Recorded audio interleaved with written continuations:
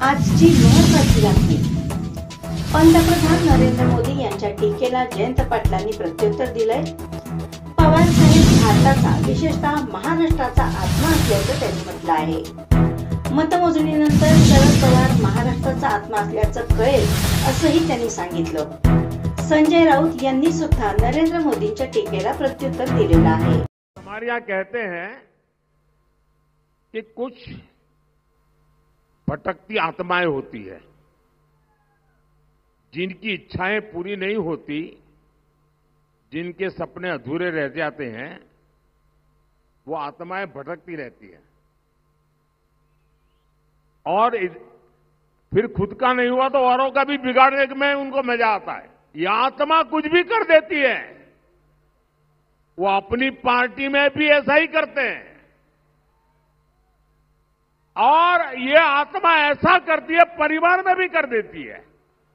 शरद पवार साहेबांना आत्म्याची उपमा दिली, पण नरेंद्र मोदींना मत मोजल्यानंतर लक्षात येईल की हा, त्यांनी सांगितलं, ही भटकती आत्मा 45 साल के पहले से महाराष्ट्र अस्थिर करने में जुटी हुई है, अब देश अस्थिर करना चाहते हैं वगैरे वगैरे.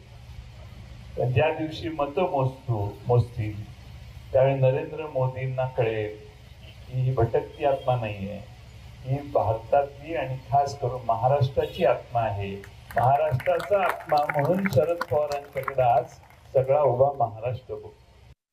मोदींचा एक अतृप्त आत्मा आहे आणि तो आत्मा महाराष्ट्रात भटकतो आहे.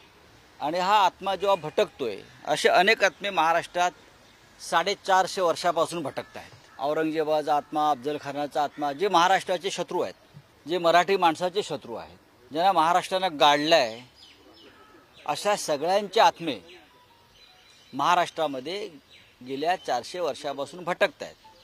त्यात हा नवीन गुजरातचा आत्मा आहे.